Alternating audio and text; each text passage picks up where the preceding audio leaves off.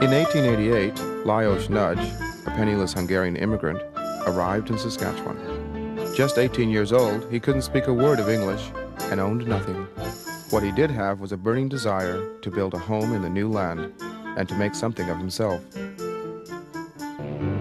They traveled thousands of miles across the Atlantic and then across Canada by train to what was then known as the Northwest Territories. At Whitewood, they discovered that Kaposvar colony was a further 25 miles into the prairie wilderness by ox and wagon.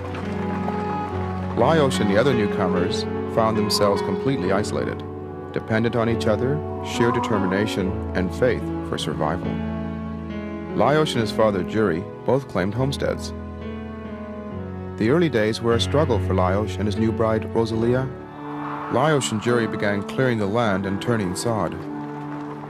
It was back-breaking work, but it paid off. Under the sod was rich, fertile soil. Broke it up with one furrow plow, and the oxen, boy, if they broke 10 acres of summer, they were lucky. They'd cut wood all winter, and then they might sell some wood, and the logs they made buildings out of. So it was tough. Success in farming relied on technology, faith, common sense, and a bit of folklore.